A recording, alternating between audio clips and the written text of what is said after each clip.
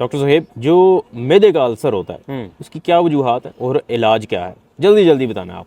H. pylori एक micro organism है, कीड़ा है, एक मैदे के अंदर होता है और ये अल्सर नहीं, दिमाग में नहीं जाता ये। अच्छा। और ये अल्सर कॉज कर सकता है, वर्ल्ड वाइड ये नंबर 1 कॉज है गैस्ट्रिक अल्सर की। उसके अलावा कुछ अद्वियात हैं जैसे कि डिक्लोफेनिक हो गई, ठीक है, दर्द की दवाइयाँ। हाँ, दर्द की दवाइयाँ जो है ये कॉज कर देती हैं। ठीक है। स्टेरॉइड्स जो हैं वो कोई बंदा लेता है किसी भी वजह के लिए, वो जो है मैदे का अल्सर कॉज करवा सकते हैं। कैफीन की इनटेक, ज्यादा कॉफी पीना, चाय पीना, अल्कोहल, स्मोकिंग, इसकी वजह से जो है वो भी अल्सर हो सकता है मैदे का। ठीक है। कुछ लोगों को जेनेटिकली टेंडेंसी होती है, जैसे एक सिंड्रोम होता है जिसे कहते हैं जुलिंगर एलिसन सिंड्रोम। ठीक है। उनके अंदर भी एसिड ज्यादा बनता है, और जब एसिड ज्यादा बनता है तो वो क्या करता है, वो डिसरप्ट कर देता है अंदर की जो लाइनिंग होती है मैदे की, उसकी वजह से अल्सर बन जाता है। अच्छा। इसको डायग्नोज करने के लिए बेहतरीन टेस्ट होता है कैमरा टेस्ट, जिसे हम कहते हैं OGD, एंडोस्कोपी। एंडोस्कोपी। ठीक है, वो टेस्ट का उससे पता चलता है कि अल्सर है या नहीं है। बायोप्सी ली जाती है, जब कैमरा अंदर होता है मैदे के अंदर तो बायोप्सी लेते हैं, उसको लैब में भेजते हैं, पता चलता है H. pylori है कि नहीं है। ठीक है। अगर H. pylori दरियाफ्त डायग्नोसिस आपने बना लिया तो उसके आगे ट्रीटमेंट आती है। उसमें ये होता है कि आपने अगर H. pylori काज है तो उसके लिए एंटीबायोटिक्स होती हैं, PPI, क्लेरिथ्रोमाइसिन, एमोक्सिसिलिन, बेशुमार ऑप्शंस होते हैं, ठीक, जो कि कोर्स होता है, पूरा करना होता है वो 10 दिन 14 दिन के लिए।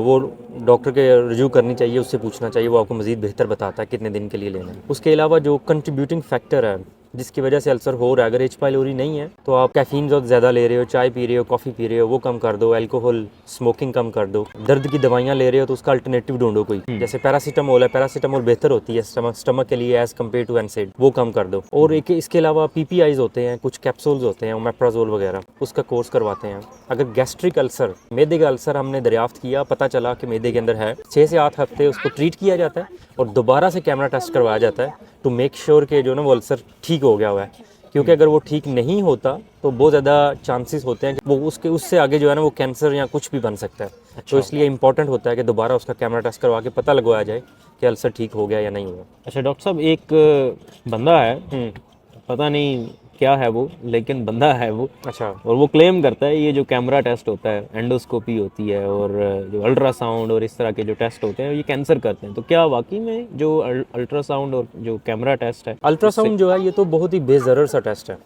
ठीक है, इसमें कोई रेडिएशन भी नहीं होती, इसमें सिर्फ वेव फॉर्म्स होती हैं, कुछ वेव्स होती हैं, वो आप सिर्फ आगे अंदर भी इंसान के जिस्म के अंदर ट्रांसफ़र करते हो तो वो आगे से रिफ्लेक्ट होकर बैक आती हैं, उससे पता चलता है कि अच्छा क्या अंदर क्या चल रहा है, पता चलता है।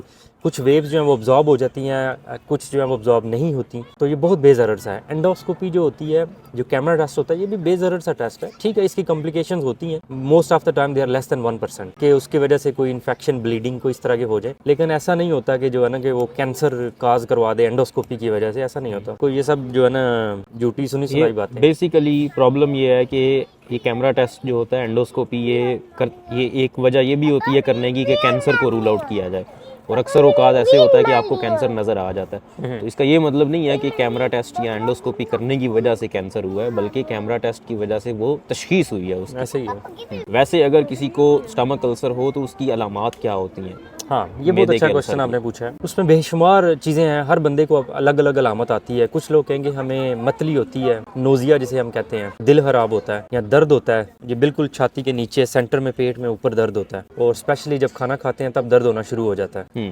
30 मिनट 60 मिनट्स में दर्द होना शुरू हो जाता है। ब्लोटिंग होती है, ऐसे मैदा फूल गया है, ये भी अलामत होती है। कुछ लोग कहते हैं हमें भूख ही नहीं लगती, भूख का मर जाना, ये भी एक अलामत होता है कि शायद इस बंदे को कोई गैस्ट्रिक अल्सर वगैरह है। तो ये कॉमन जो है ना, मोस्टली जो मरीज़ हमारे पास आते हैं वो यही इन्हीं अलामात के साथ आते हैं। और बहुत ज़रूरी होता है कि अगर कोई भी इस तरह की अलामत आ रही हो और वो 1-2 हफ्ते से ज़्यादा हो गया तो डॉक्टर के पास जाएं, क्योंकि ये बहुत सारी चीज़ें हैं जो इस तरह की अलामत कर सकती हैं। सिर्फ मैदे का अल्सर ही नहीं है, और भी चीज़ें हैं जो इस तरह की अलामत कर सकती हैं, तो वो फिर तशखीस के लिए ज़रूरी है आप डॉक्टर से रिव्यू करें। Thank you so much doctor साहब।